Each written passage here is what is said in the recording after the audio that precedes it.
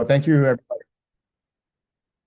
for joining our webinar today with the Center for Analytics. Today we're happy to welcome members of Dr. Rudolf Uher's lab, who will present, and in particular Jason Dion from the lab, who will be presenting in a few minutes on their work with the Center for Analytics on measuring psychomotor speed from multimodal data. Before I begin, I just wanted to let everybody know we will be recording this meeting, as you've probably just seen through Zoom, a notification regarding this. So just bear that in mind. I will start with some introductory remarks to welcome everybody and tell you a bit more about the webinar and how we will run this over the next hour. After that, I will jump into a bit of a background on the Ontario Brain Institute and the Center for Analytics to give you a bit of that context and highlight some of the webinars we've had in the past and coming in the future. And we'll then hand it off to Jason from Dr. Uher's lab, who will be presenting on their work.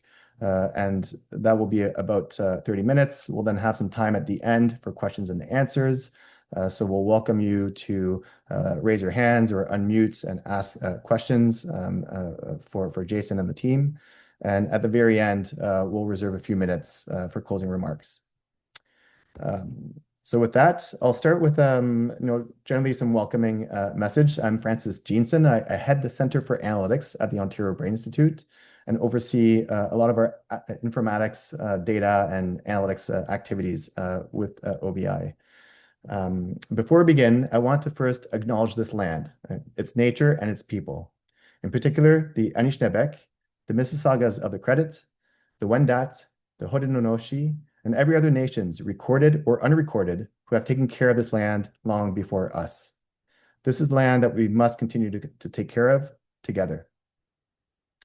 So as I mentioned, I'll start with a bit of that background on OBI and the Center for Analytics, and then we'll hand it off to Jason. So let me start with that. So for those of you who aren't familiar with the Ontario Brain Institute, we are a not-for-profit organization based in Ontario, Canada. And we really aim at enabling the discovery and innovation in brain research across multiple domains of brain disease areas. We have a very collaborative approach to how we support research, and we aim to bring together expertise from across various institutions and even beyond the hospitals and universities that we have here in Ontario, but really across Canada and even internationally.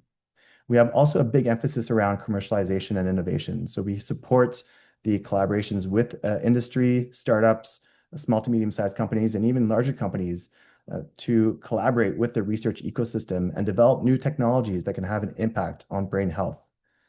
Ultimately, our goal is to translate these discoveries from research and from innovation to have an impact on patients' health. So how do we support this innovation sort of pipeline to have an impact is really key to our work and something that we really strive to develop and improve on a day-to-day. So to give everybody a bit of a sense for the major research innovation areas that we support, we have this very comprehensive diagram that shows this terrific network that we've developed over the years.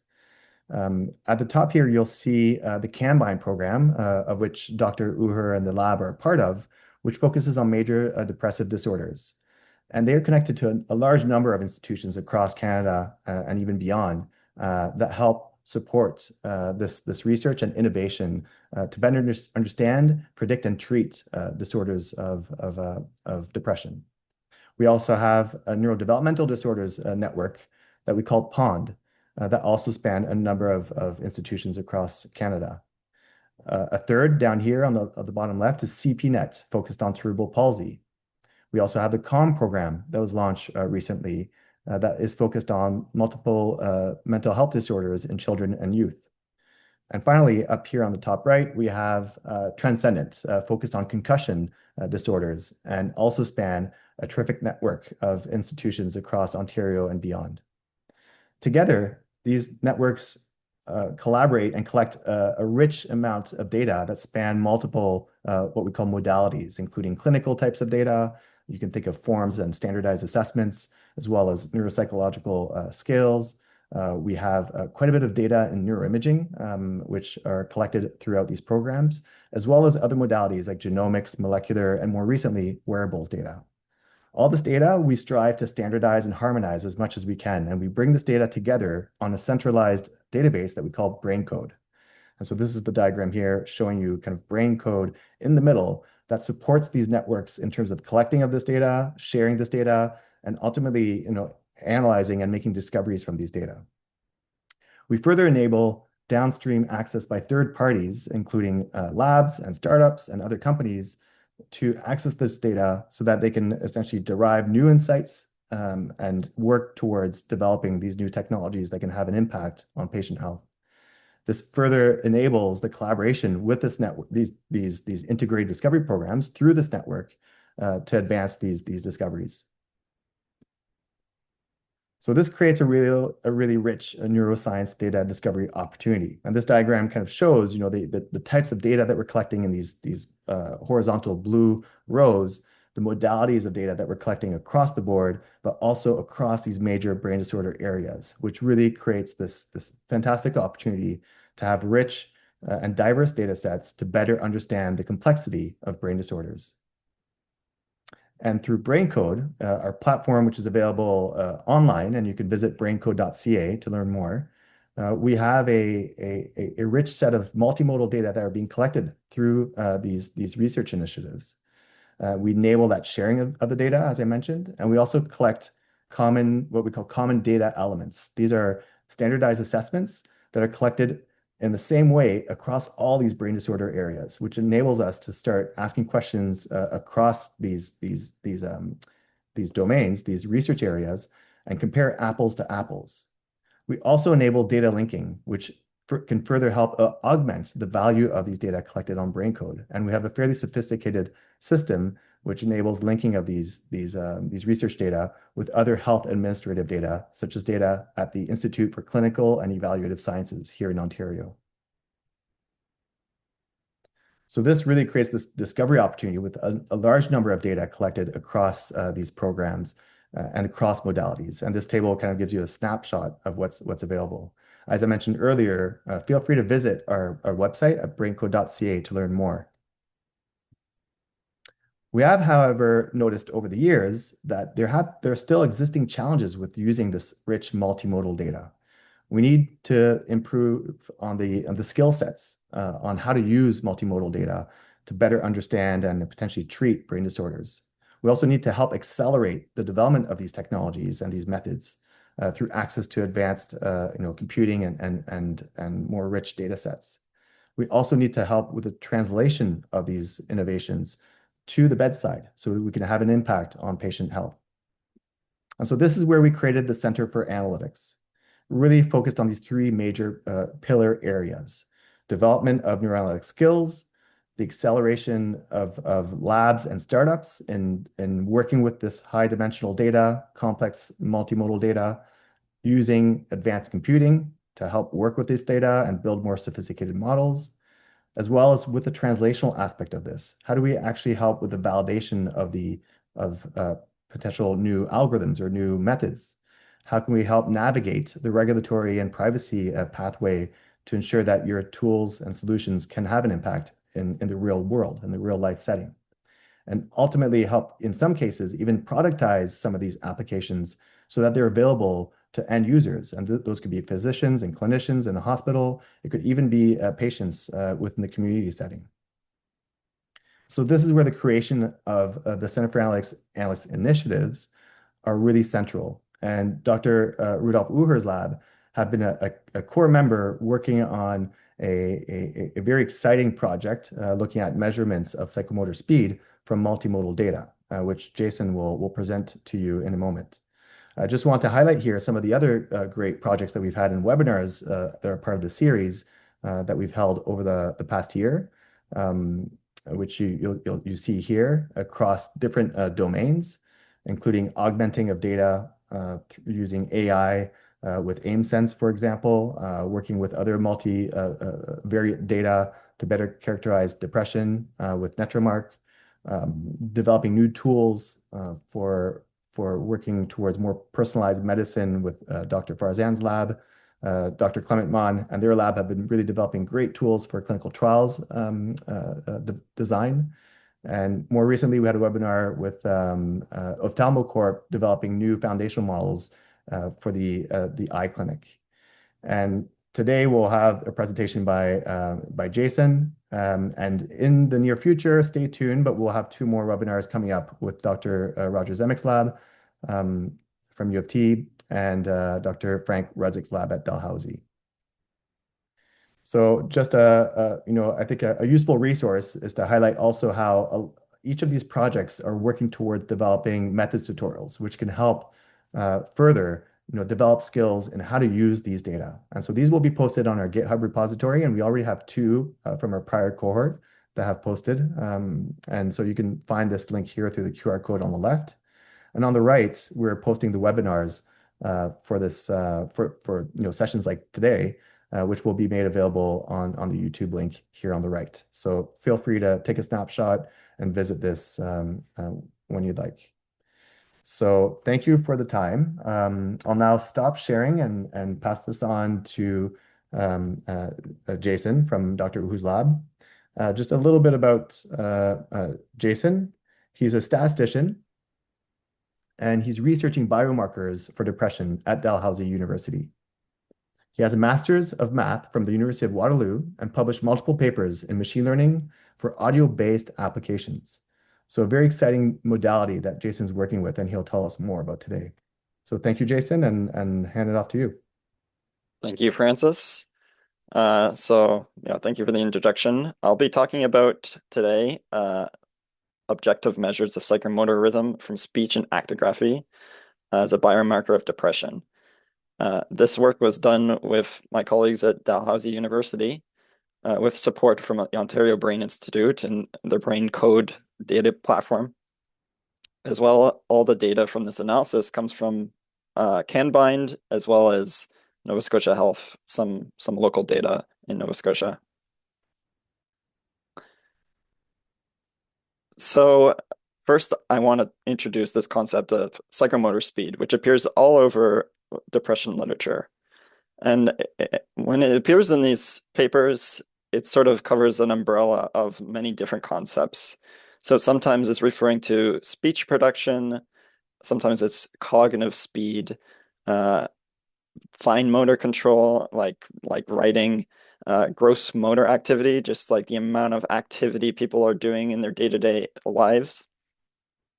And there's so much literature that it really becomes difficult to figure out how to approach this, even this one concept. So, there's so many different ways that it's been measured. There's acoustic analysis of speech, which is just trying to capture sort of the physical phenomenon, what's going on in the vocal tract. You can look at linguistic analysis, the actual content of what's being said. You can look at actigraphies or accelerometers to try and capture motor activity. You can look at walking gait. Is there any disturbances in person's typical walking rhythm? As well as cognitive assessments, where you time a person's ability to perform a certain task, as well as sometimes just through questionnaires. So, we're trying to figure out how to combine all of these different ways of measuring this one concept. And even the relationship with this concept and depression is not super clear. So most of the literature will say that psychomotor slowing is associated with depression. But in fact, there's also some literature that will say that psychomotor agitation is associated with depression. So both these extremes are sort of seen, and there's sort of, one of them is what you would think of as like a typical presentation of depression, but then sometimes there's also sort of signs of mania, which can be sort of in the same diagnostic criteria.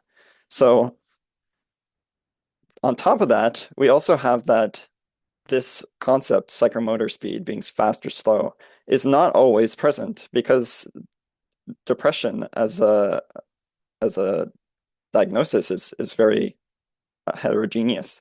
So there's many people who meet the criteria for depression who don't have any disturbances in their psychomotor speed. But then there's individuals who is severely disturbed. So, maybe it's hinting at there's a possible subtype. There's a group of individuals for which they have depression presents itself as psychomotor speed is slow or fast. And to make it even more confusing, it may be directly affected by medications, either antidepressants or otherwise. So the question we wanted to try and answer is, can we capture both sides of this relationship? So the slowing and the speed up. Maybe we can summarize them as just saying that the relationship between depression and psychomotor speed is characterized by there's a loss of a typical rhythm. So we want to try and understand how to measure this psychomotor rhythm, sort of take our modalities of speech and actigraphy, which come from the brain code platform. And we want to see if we can capture this idea of a typical rhythm and measure when it's lost. And then we wanted to see if we're able to measure this to predict whether these measurements of psychomotor rhythm can predict outcomes for treatment in depression. So just a little bit of a primer on the data set that we're using here. We included multiple clinical trials across Canada from Cambine 1, Cambine 6, Cambine 17, and TIDE, which is our local data set in Nova Scotia. It's now actually being collected in Montreal as well.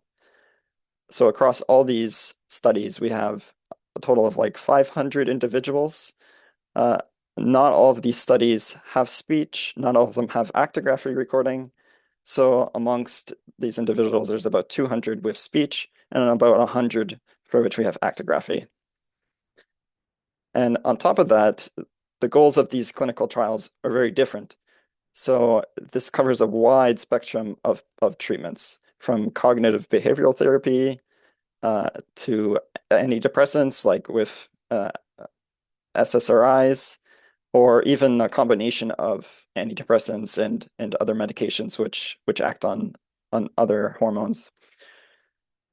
But most importantly, the reason why I combine these data sets is because they have very comparable protocols for speech and actigraphy collection, which in itself is actually pretty remarkable, and is pretty much only possible through programs like Cambine and OBI. So to give you an initial look of the data set, here we have in these plots, I'm showing you several different trajectories of how much people's symptoms changed over the course of several weeks of treatment. So all these studies, they collected up to at least 8 weeks.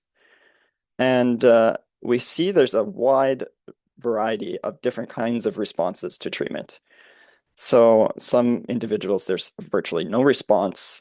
For some individuals, possibly very weak response. But then interestingly, even those where the response is moderate or strong, there's many different ways that sort of week 8 outcome can be reached, because we have those individuals who improve very quickly, and then those individuals who take the entire 8 weeks to get to that point. So it gives us an idea that to understand the efficacy of a treatment, actually, it's probably useful to consider multiple outcomes. So rather than just thinking about what's going on at the sort of endpoint, the typical endpoint of week 8, we should also look at what's going on earlier on, because it's sort of clinically of interest. If there's a treatment which is very effective for some individuals quickly, we want to give it to them. So, we should consider, say, at week 2 and at week 8, those sort of what's going on at those time points. I'll give you a little bit of introduction to sort of the collection protocols for the modalities of speech and actigraphy. So speech, that we collect speech recordings at week 0 and week 8 of the treatments. The participants are brought into a room with a clinician or an interviewer, and they're basically given 3 prompts First prompt is to describe some recent events that are just going to describe the last couple weeks. Then they're told to describe a recent experience of something that went well, and then to describe an experience of something that did not go well. And they're told to speak for 3 minutes each. So it's meant to be to sort of collect like pretty continuous monologues of speech. It was actually surprisingly difficult, but it's a very sort of rich data set because it sort of gets a very free version of a person's like way that they process information. For actigraphy, uh, we have collection at week 0 and week 12. So the actigraphy is done by basically the participants will wear an accelerometer on their wrist. So this just measures general movement.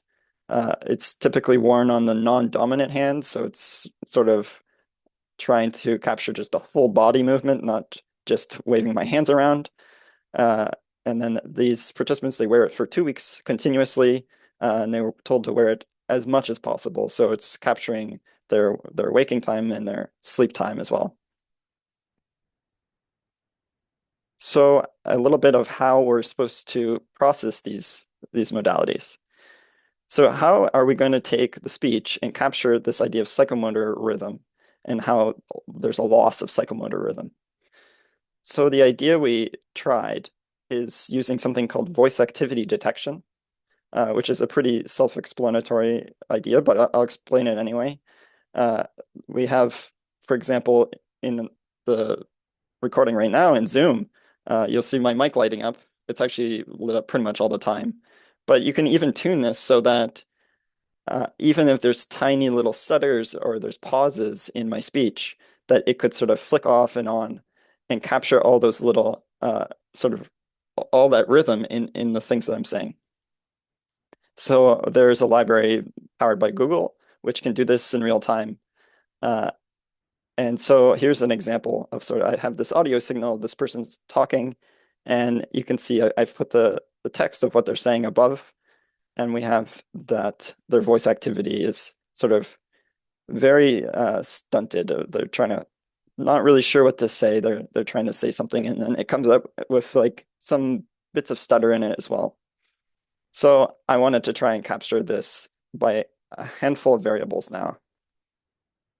So to do that, we take all these voice segments of when the voice is active and it's actually saying something, and then these pauses, and we look at those segments and we're going to characterize them by a few variables. So basically we're interested in how long are those segments and also how variable they are. And for actigraphy, since gait walking analysis shows up quite a lot in psychomotor rhythm and psychomotor speed, we decided to try and do sort of an automatic walking detection from actigraphy. So if you take, this is an example of an actigraphy signal. So it's basically just a degree of acceleration. And if you zoom in really closely at a certain segment, you'll see actually in this segment of recording right here, we have like this very periodic section of the recording. And it turns out that during this section, there was a person who was walking. So we developed a method to basically automatically go through the actigraphy signal and detect these sections which are extraordinarily periodic because they're most likely walking. They could also be running. There's some other periodic activities. So we capture not just those sections, but then we want to look at them a little more closely. So we developed this sort of degree of periodicity score, this walking score, I call it. And throughout the whole recording, we can basically identify sections where the person is doing something periodic, probably walking. And on top of that, we can analyze the rate at which the periodicity is occurring. So we can look at if they're walking, it would basically be their step frequency, how fast they're walking. So in this particular recording, we have these 2 walking sections that were discovered. The first section, they're stepping like 1.5, 1.6 times a second. And then in the second one, they're stepping 2 times a second, so they're walking much faster. And for, say, if they were running, then it may even be faster. So we wanted to capture sort of the degree of the activity and also when the activities are occurring. So to summarize all the features coming from these two modalities, so from speech, we identify the voice segments, the speech segments, and we identify the pause segments. And we look at those lengths of those segments.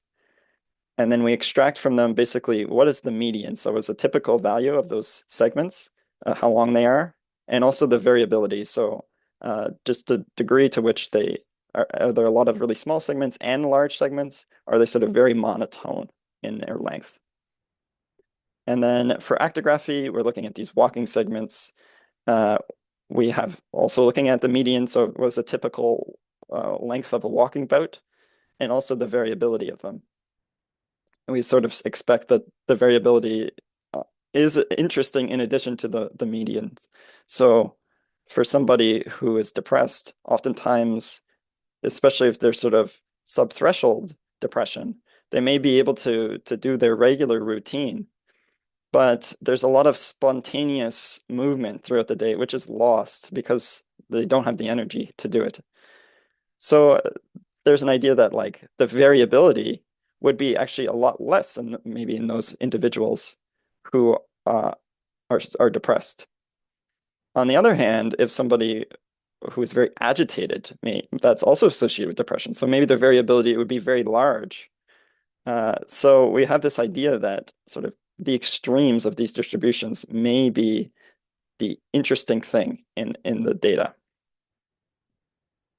So to give an idea of, is there any kind of signal coming from these measurements? So here I'm comparing in my data set those individuals who have a very high Madras score. So this is the questionnaire that we use to diagnose depression. And so in the red group is those who are very highly depressed, and the blue group is those who you would say are not depressed, so healthy individuals.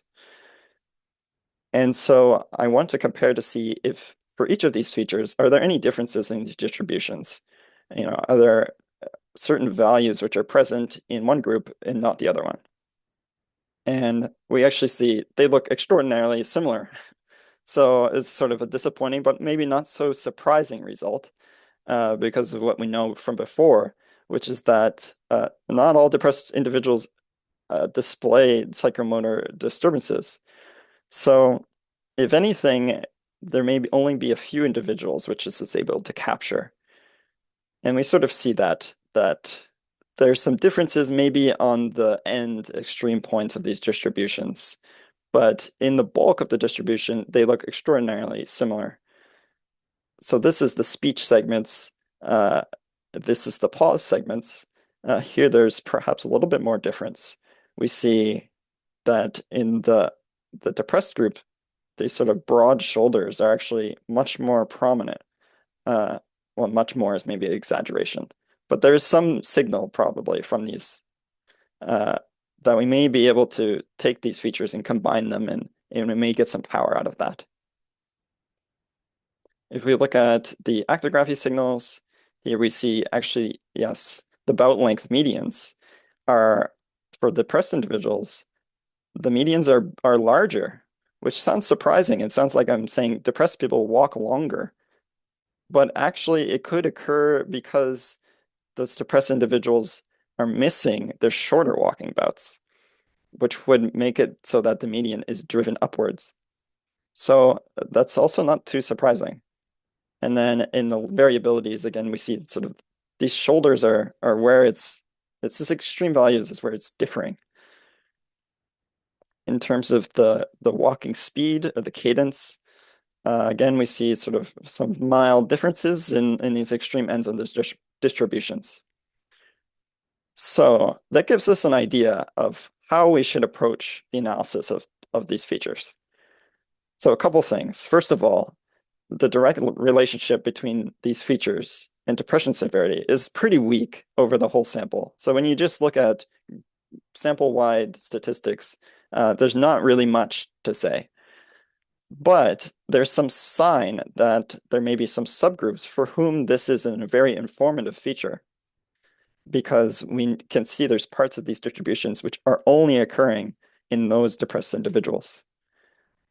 And so the difference, which, although it may be very small, it seems like those extreme values are associated with the depressed group. And this agrees with the literature. But then it's probably just a very few individuals.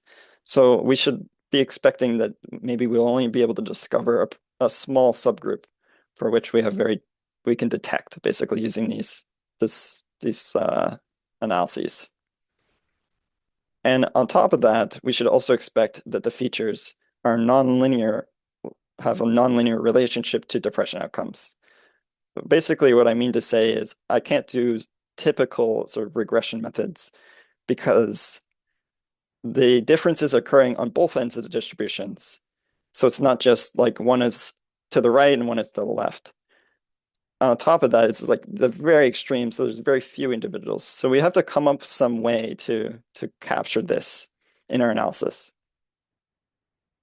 So the idea is we're actually just going to take from our data set, we understand this is the distribution of values we've seen for each feature. And we're going to create some thresholds.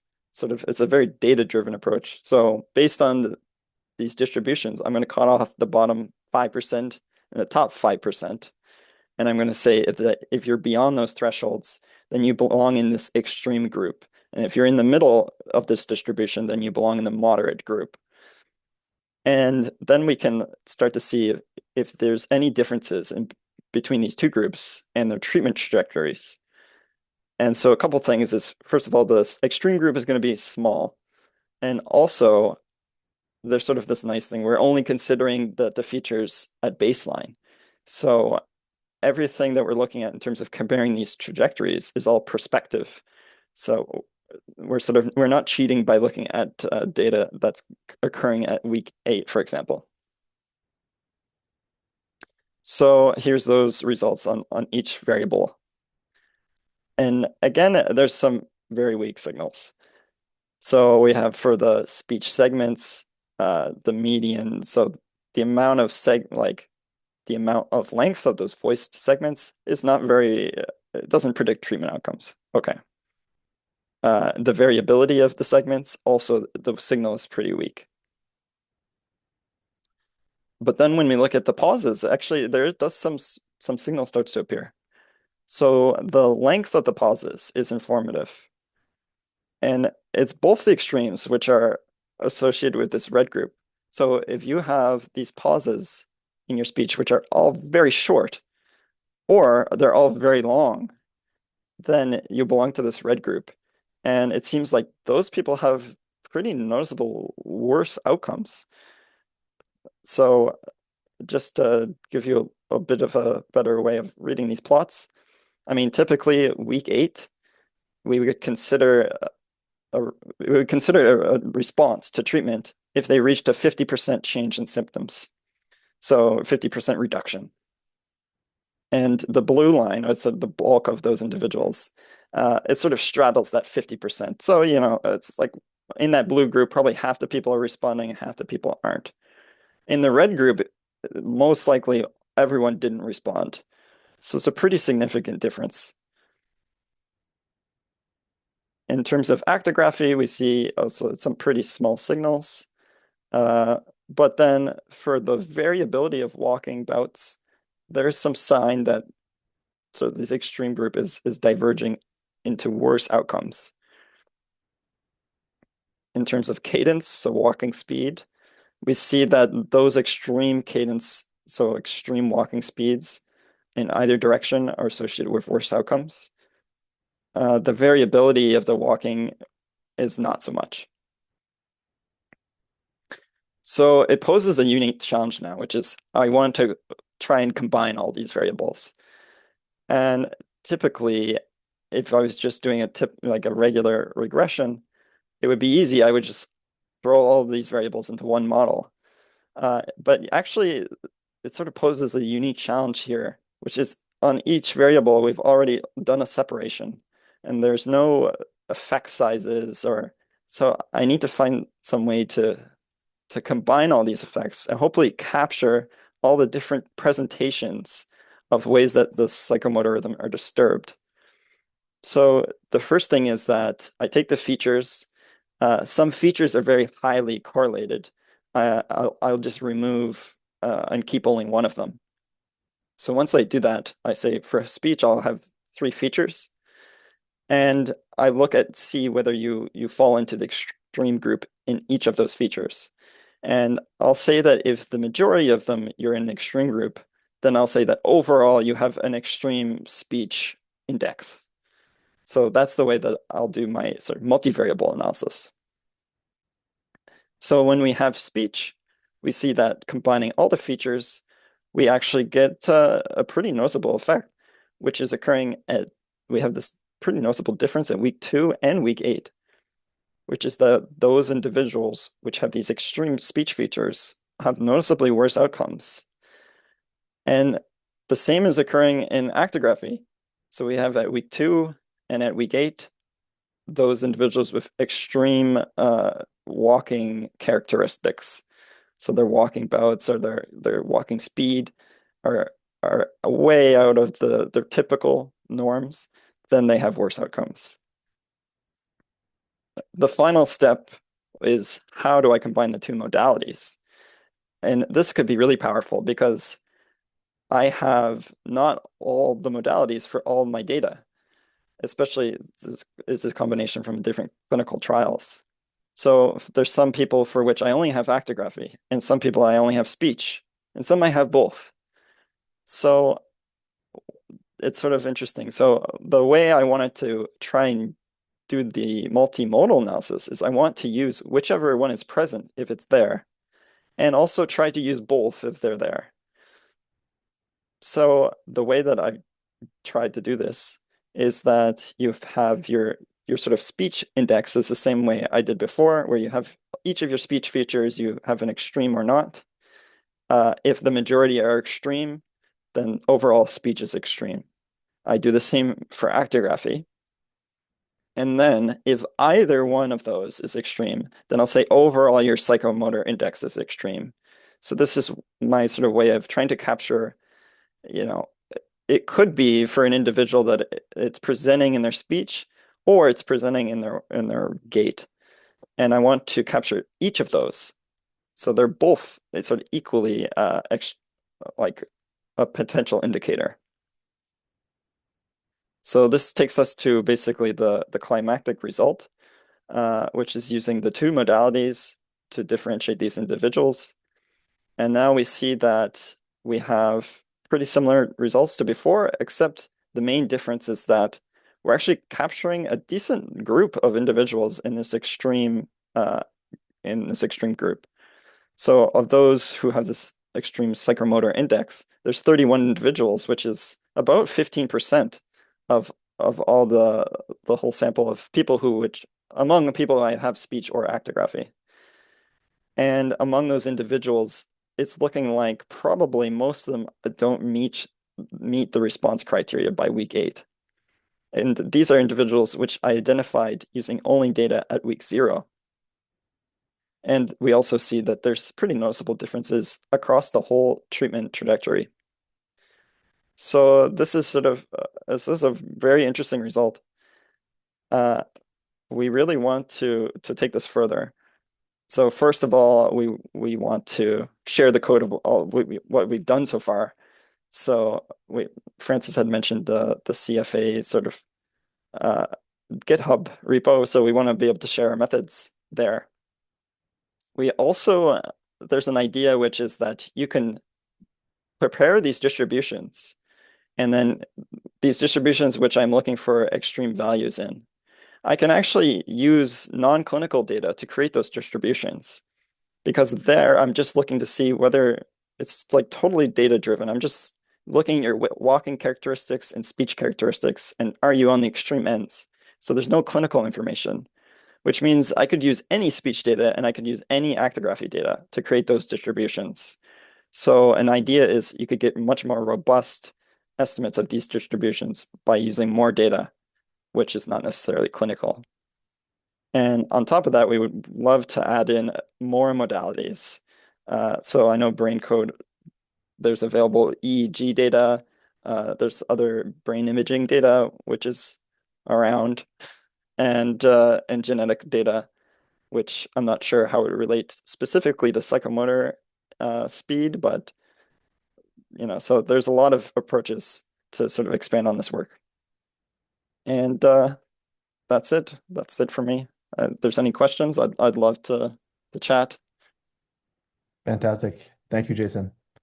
Great presentation. A lot of exciting work, working with some fairly, difficult and relatively new modalities. I think they're less common, but I think it was really exciting work. I'll have a few questions, but I'll maybe let anybody from the audience first, raise their hands and ask questions. I see Roger. Thanks. Roger, please unmute if you can or type your question.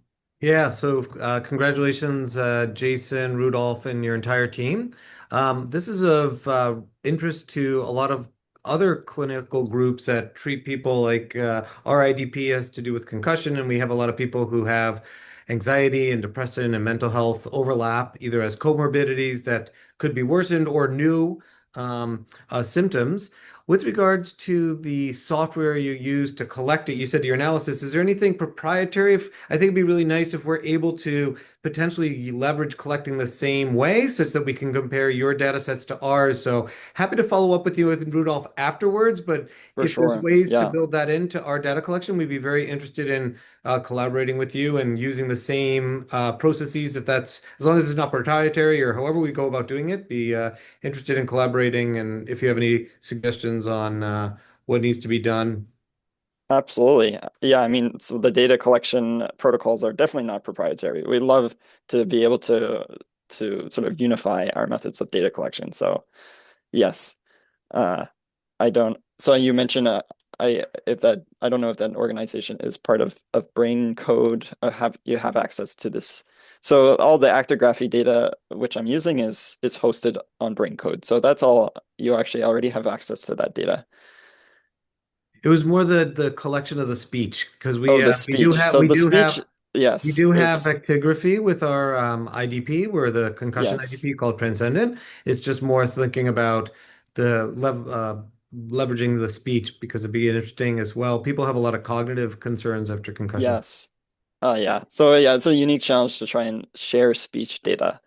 Um, Well, Roger, we yeah. just got published actually the method paper on the speech collection method.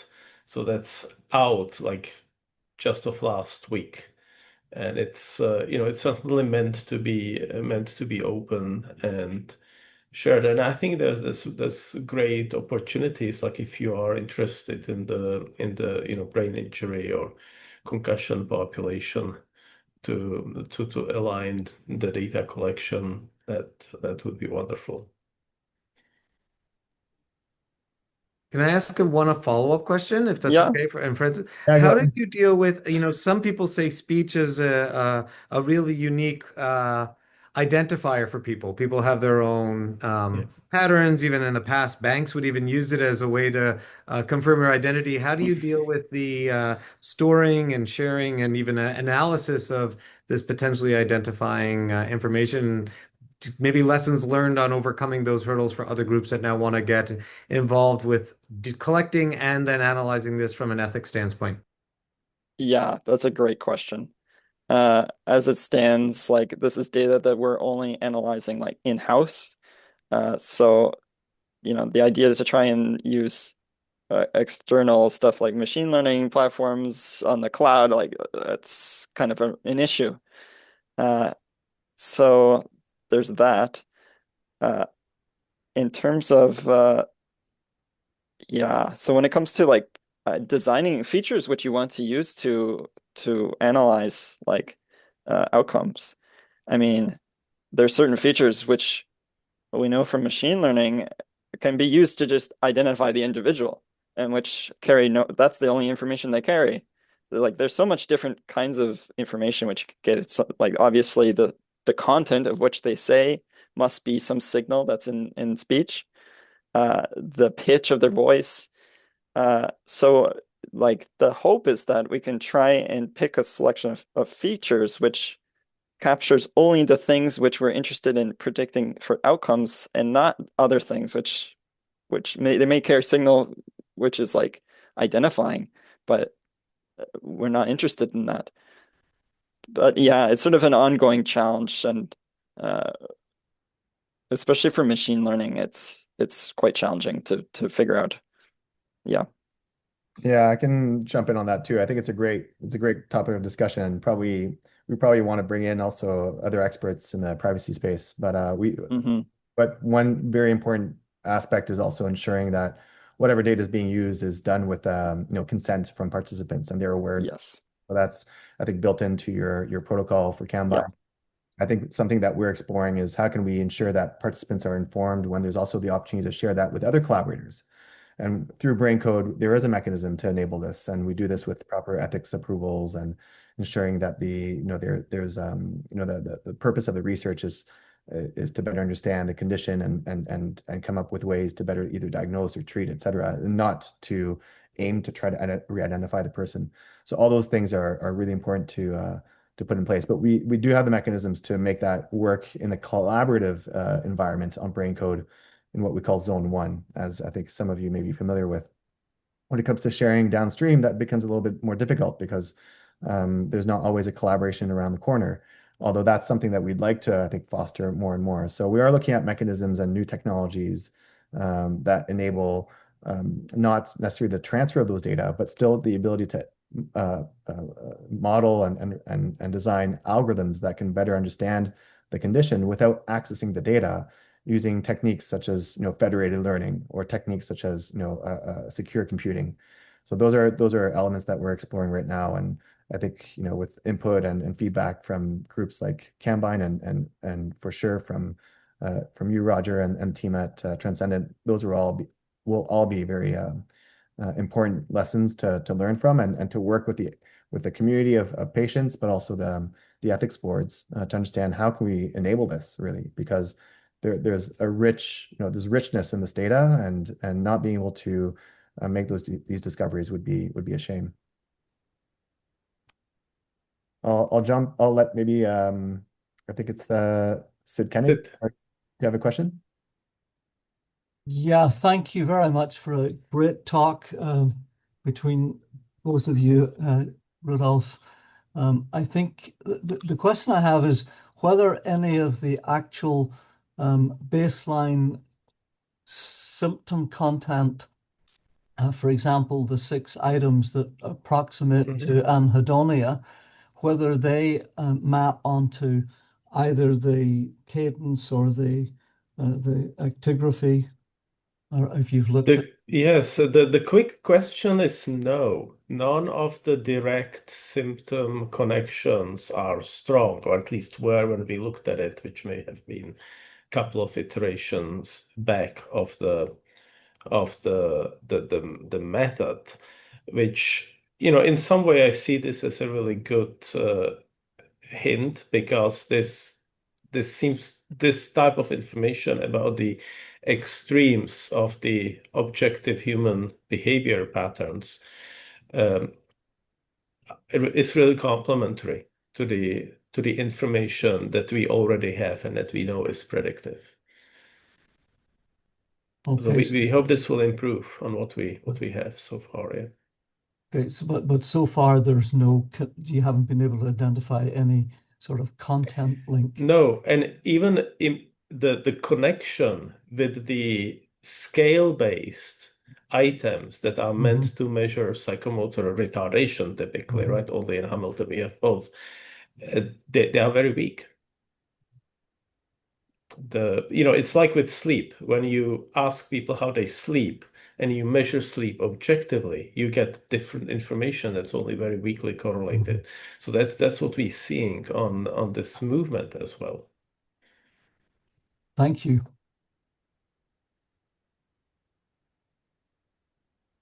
That's great. I don't see any other questions at the moment. I had a question for Jason related to how you're separating, you talked about a little bit the moderate cases versus the extreme cases. You're setting this threshold. Can you explain Yeah. more how you set that threshold? And that seems there's a bit of an art to that, I would imagine. And Yeah. So this is also part of what I want to do in the future, which is to do that a little more robustly. It was sort of done with a bit of hand waving. So the good way to do it would be to basically do cross validation, or to do like a sort of trained test set. So you could come up with the thresholds based on information you know from just part of the data, and you test to see if this is generalizing. Uh, so that way you know that you're sort of not cheating yourself. Um, but yeah, so right. something that needs to be fleshed out a bit more for sure. And can you remind me, I don't remember in the presentation, do you have a sort of a gold standard psychomotor, I guess, rating for those participants already that you could compare this against to, or not really right now? So there are some like questionnaire based like psychomotor retardation or agitation. Uh, so when we looked at basically is there a relationship between these subjective measures and those like objective measures, uh, it's pretty weak. So in a sense, I don't really have a gold standard, because it seems like, yeah, there's just very different information that's being provided by this sort of objective versus subjective. Mhm. Yeah. Yeah, interesting. Yeah, so there's work to extract, I guess, that signal, so to speak, from the noise that you're starting with these feature extractions. I guess this is leading to my next question. I don't see any other hands up, so I'll continue. But related to, you know, could there be more almost automated forms of feature extraction? Because right now you've Yes. with a lot of intent, which is great, Yeah. because you're looking at things like pauses and behavior or motion, and looking at time in between, etc. Could there be almost like latent sort of features that are extracted through a more automated way to really extract that signal from the Yes. yeah. So, yeah, I feel like the only way to do that well, and also still say that it's psychomotor speed or psychomotor rhythm, would be to have a gold standard of that measure. So without that, I don't really know how to do automated feature extraction and still say that it's capturing the phenomenon that I say it is. Uh, but otherwise, just generally to predict treatment outcomes, absolutely. Like, um, you can do as much feature extraction as you want. You could even just try to do like, I just want to treat the raw data as much as possible. Like, here's the speech signal, here's the actograph signal. Throw machine learning, like time series analysis at it. Get any features which are useful for predicting trajectories of treatment outcomes. You could do that. Yeah, absolutely. Mhm. Yeah, it's really interesting. Thank you. Do you have any other questions from the audience?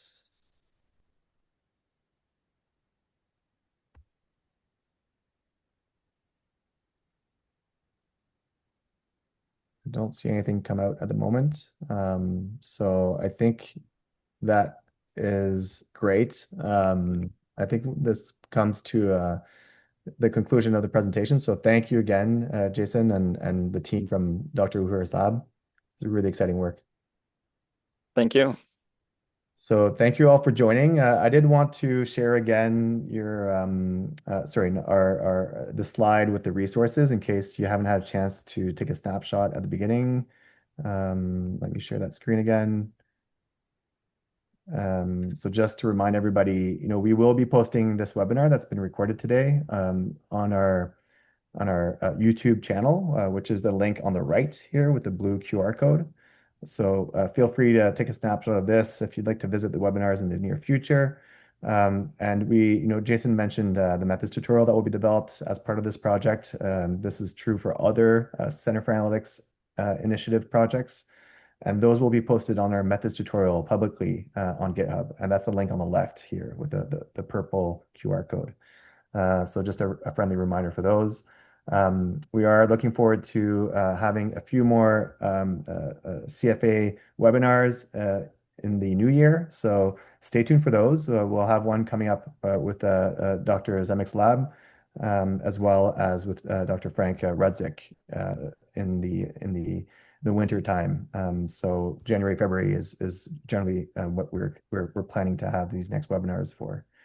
So that being said, thank you all for joining today. I think it was a really a great presentation from Jason and the team. Really exciting work, and we're looking forward to having those that project sort of come to a more fulsome conclusion in the coming months. So thanks again, Jason, for presenting today.